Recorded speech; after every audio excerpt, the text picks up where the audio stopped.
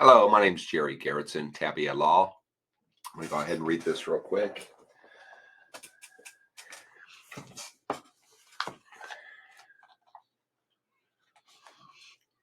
And God set them in the firmament of the heaven to give light upon the earth. I want to talk about the politics of immigration law. And as a lawyer, I enjoy the black letter law. I enjoy just the study and the inherent nature of law and the origins of law. I don't so much like the politics of law, but that's just part of it. And in immigration law, you do have two poles or two pools of thought. And again, our country is a country of immigrants. We don't have, this is not France or Germany or England where you have the native people of England or France or Germany. This is, and the country just kind of grew from there. This is different, obviously. We come from all parts of the world and we settled here and developed a country. And so the idea is our immigration laws span from the idea of wanting to be inviting of others in this world, being open to folks coming in, just like we came in as immigrants and built this country, United States of America. At the other end, it's the idea of sovereignty and how many folks do you let in before the country isn't really a country anymore, right?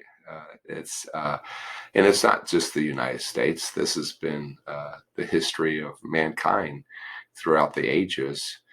You want to have, if you have a country, you're going to want to have people in that country that have common beliefs, common ideas about what the country should be and should do.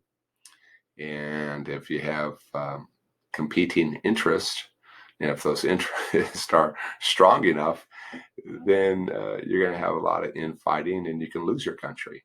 An example is the Soviet Union, right?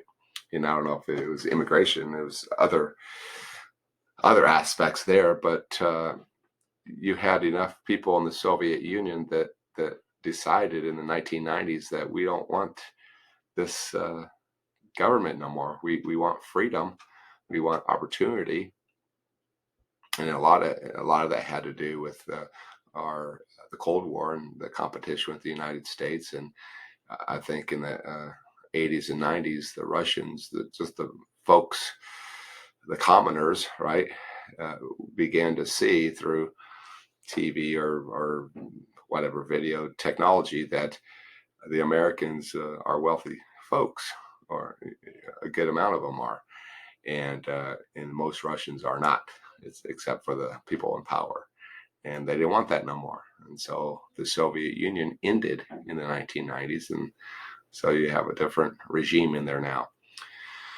So that's a little bit different than what I'm talking about here. It's if you allow a good amount of people into this country that don't have the same beliefs as what's in our Constitution and what this country has traditionally believed in freedom and capitalism and kind of a Christian history. If you get too many folks here that differ with that, or they want to change that, or don't agree, or even worse than that, they have their first allegiances is to a foreign country, but they're here, right? It's not good. So that's how governments get overturned. That's how states fail, and we don't want that. We want to be a strong, powerful, wealthy, happy country. And so there's a give and take with immigration where the laws are changed or created immigration laws to allow more or less people in. And it depends who's in office at that time. And I'm not going to get political right now, but the idea is that uh, politics has a lot to do with immigration law. And things can be changed where a lot of people can come in, or laws can be changed or enacted to allow less people to come in. So anyways, that's enough for today. And we'll talk to you next time on a different subject. Thank you.